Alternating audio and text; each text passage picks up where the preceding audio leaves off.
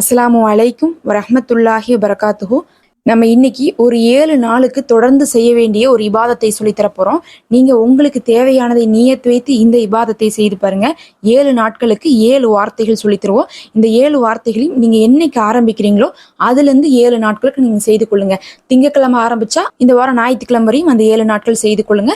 இப்ப அந்த திக்ர் என்ன, அதனுடைய அர்த்தங்கள் என்னன்னு சொல்லிட்டு நம்ம அதை எப்படி ஓதணும் அப்படிங்கிறதையும் நம்ம சொல்லலாம்.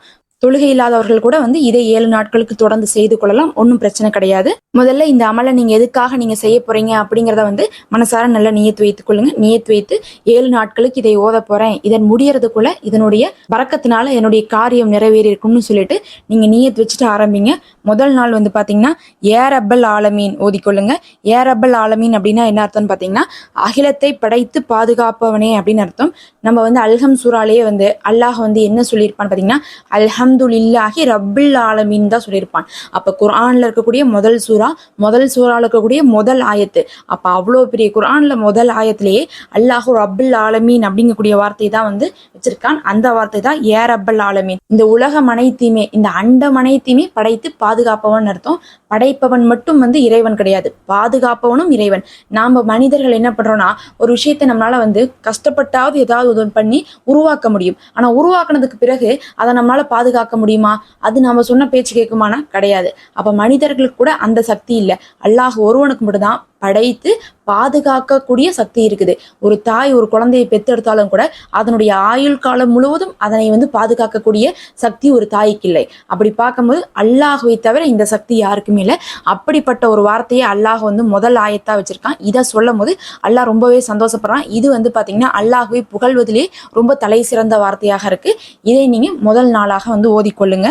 அடுத்து இரண்டாவது பாத்தீங்கன்னா இரண்டாவது நாளைக்கு ஏதல் ஜலாலி வல்லிக்ராம் அப்படின்னு சொல்லக்கூடிய இந்த வார்த்தையை ஓதிக்கொள்ளுங்க. நம்ம இன்னைக்கு சொல்லக்கூடிய எல்லா வார்த்தையுமே பாத்தீங்கன்னா அல்லாஹ்வே ரொம்பவே போற்றக்கூடிய, அல்லாஹு சந்தோஷப்படக்கூடிய மகத்துவம் மிக்க வார்த்தைகள். அதனாலதான் அதனுடைய பரக்கத்தை கொண்டு அல்லாஹு நம்ம மேல என்ன பண்ணுவான், கருணை பொழிந்து நம்ம தேவைகளை நிறைவேற்றுவான். அதுல இந்த ஏதல் ஜலாலி வல்லிக்ராம் அப்படின்னு சொல்லக்கூடிய இந்த வார்த்தை பாத்தீங்கன்னா மகத்துவமும் கண்ணியமும் பொருந்தியவனேன்னு சொல்லிட்டு அல்லாஹ்வை அழைக்கிறோம். இது ரொம்பவே சிறப்புக்குரியது. இதுல இஸ்மே அகலம் இருக்குன்னு சொல்லப்பட்டுள்ளது. நபி ஸல்லல்லாஹு அலைஹி வஸல்லம் அவர்களே சொல்லியிருக்காங்க, எந்த வார்த்தையை சொல்லி அல்லாஹ்விடத்துல துவா கேட்டா கபூலாகுமோ அந்த வார்த்தையை தான் நீங்க இதை ஓதி இருக்கீங்கன்னு சொல்லிட்டு ஒரு சஹாபிட்ட சொல்லியிருக்காங்க. அதனால இதை இரண்டாவது நாளா ஓதிக்கொள்ளுங்கள். இது ரொம்ப சிறப்பு மிக்கது.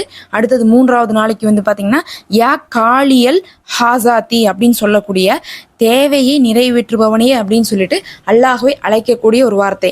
இது பாத்தீங்கன்னா அல்லாஹ்வை அவன் எப்படி நமக்கு கொடுக்கணும்னு நினைக்கிறோமோ அப்படி அவனை அழைக்கிறதன் மூலமாகவே அந்த ஒரு தேவையை நம்ம பெற்றுக்கொள்ள முடியும். நமக்கு நிறைய தேவைகள் இருக்கலாம், நமக்கு குழந்தை பாக்கியம் தேவைப்பட்டிருக்கலாம். அல்லாஹ்விடத்துல நீ படைப்பவனாக இருக்கிறாய், நீ சந்ததியை அழிப்பவனாக இருக்கிறாய், நீ ஆத்மாவை உருவாக்கக்கூடியவனாக இருக்கிறாய்ன்னு சொல்லி அழைக்கும் போது அல்லாஹ் என்ன பண்ணுவான், அந்த ஒரு தேவையை நிறைவேற்றுவான். நம்ம பொதுவாகவே அல்லாஹ் தான் எல்லாமே கொடுக்குறாங்கிறனால நம்ம பொதுவா அழைக்கிறதை விட்டுட்டு நமக்கு எது தேவையோ அந்த ஒரு விஷயத்தை சொல்லி அழைக்கும் போது அந்த தன்மையை நம்ம என்ன பண்றோம், உணர்ந்து கொள்றோம். அதை அல்லாஹ்விடத்துல நம்ம பாராட்டுறோம். அதனால அதன் மூலமாக அந்த தேவையை நம்ம பெற்றுக்கொள்ள முடியும். அதனால உங்களுக்கு என்ன தேவை வந்தாலும் அந்த ஒரு விஷயத்தை அல்லாஹ் கொடுக்கக்கூடிய அந்த இஸ்மையை கொண்டு நம்ம அழைக்கணும். இப்ப நம்ம தேவைக்காகத்தான் ஓதுறோம், ஒரு ஹாஜத்துக்காக ஓதுறோம். அதனால பார்த்தா அந்த தேவையை நிறைவேற்றுபவனே எனக்காக நீ நிறைவேற்றுன்னு சொல்லிட்டு அல்லாஹ்வை அழைத்துக் கொள்றோம். இது மூன்றாவது நாளைக்கு. அடுத்தது நான்காவது நாளைக்கு பாத்தீங்கன்னா யா அர்ஹமர் ராஹிமீன் அப்படின்னு சொல்லக்கூடிய அவனுடைய இஸ்மு. இது பாத்தீங்கன்னா கிருபையாளருக்கெல்லாம் மாபெரும் கிருபையாளன், கருணையாளருக்கெல்லாம் மாபெரும் கருணையாளன் அப்படிங்கறதா இதனுடைய அர்த்தம். இந்த வார்த்தையை பாத்தீங்கன்னா குர்ஆன்ல ஒவ்வொரு சூறாலையும் அல்லாஹ் வச்சிருக்கான். பிஸ்மியோடு நமக்கு எது வரும், இதுதான் வரும். பிஸ்மில்லாஹிர் ரஹ்மானிர் ரஹீம் அப்படின்னு வரும். அதுல அர் ரஹ்மான் அர் ரஹீம் வரக்கூடிய அந்த வார்த்தை தான் நம்ம இப்போ ஓதுறோம். அப்ப எல்லா சூறாவையுமே பிஸ்மி இல்லாம ஆரம்பிக்க முடியாது. பிஸ்மியோட அர் ரஹ்மான் அர் ரஹீம் சேர்ந்து வரும்னா அப்ப அவ்வளவு சிறப்புக்குரிய இஸ்மாக அது இருக்கு. எல்லா இஸ்முகளை விடவும் இந்த 2 இஸ்மு சிறப்பா இருக்கிறதுனாலதான் அதை அல்லாஹ் பிஸ்மியோடு சேர்த்து வைத்து குர்ஆன்லயும் சரி நம்ம வாழ்க்கையிலையும் சரி பிஸ்மி சொல்லி ஆரம்பிக்கக்கூடிய ஒரு காரியம் பரக்கத்தாக இருக்கும்னு சொல்லிட்டு சொல்லப்பட்டுள்ளது.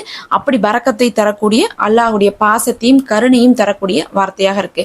அல்லாஹ் நம்ம மேல கருணை காட்டாட்டினா நமக்கு எந்த தேவையும் நிறைவேறாது. நம்ம செய்யக்கூடிய பாவத்துக்கெல்லாம் ஒண்ணுமே நடக்காது. அல்லாஹ் சொல்றான், தான் நாடியவரை தண்டிப்பான், தான் நாடியவரை என்ன பண்ணுவான், அல்லாஹ் மன்னிப்பான். அப்ப அவன் நாடணும், அதுதான் முக்கியம். அது நாம செய்யக்கூடிய பாவத்தை பொறுத்ததெல்லாம் கிடையாது, அல்லாஹுடைய விருப்பத்தை பொறுத்தது. அதனால அந்த விருப்பத்தை பெற்றுத்தரக்கூடிய ஒரு வார்த்தை இது. அடுத்தது யா ஹையு யா கையும். இந்த 2 வார்த்தைக்குமே வந்து பாத்தீங்கன்னா இதுலயும் இஸ்மே அக்லம் இருக்குன்னு சொல்லிட்டு சொல்லப்பட்டுள்ளது. இது உயிருள்ளவன் நித்தியமானவன் அப்படிங்கக்கூடிய அர்த்தம் கொண்டது.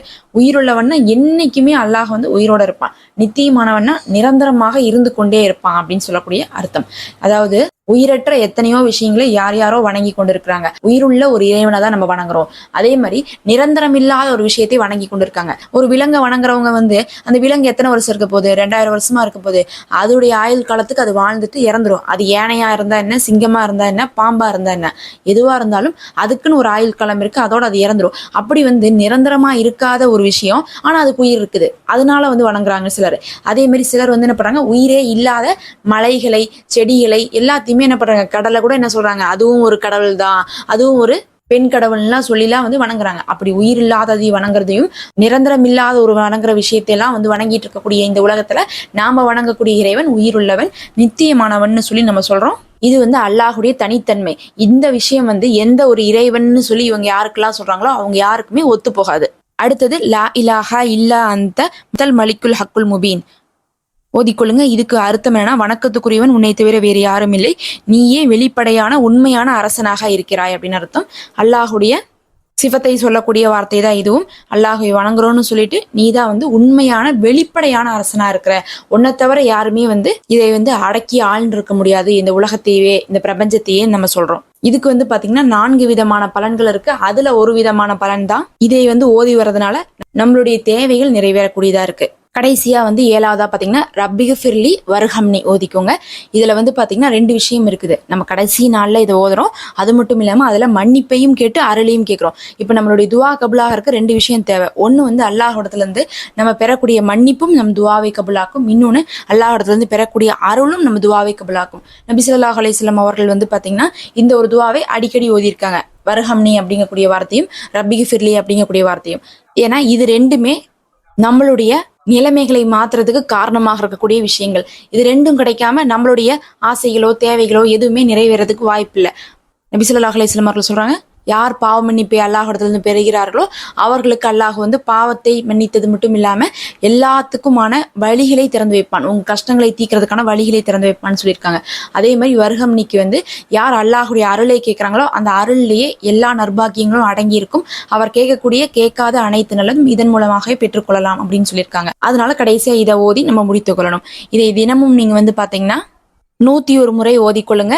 தினமும் ஒவ்வொரு நாளைக்கு ஒவ்வொரு திக்ர், ஒருவேளை நீங்க ஆர்டர்ல மாத்தி ஓதினாலும் ஒன்றும் பிரச்சனை இல்லை.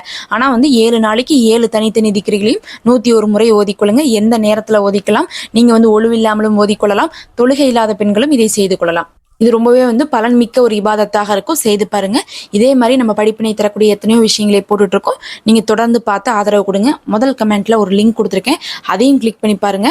எவ்வளவோ சோதனையிலையும் பிரச்சனையிலையும் மாட்டிட்டு இருக்கவங்களுக்கு அவங்களுடைய சோதனையை நீக்கக்கூடிய ஒரு இபாதத்தை நான் கற்றுக் கொடுத்துருக்கேன், செக் பண்ணி பாருங்க. அஸ்ஸலாமு அலைக்கும் வரஹ்மத்துல்லாஹ்.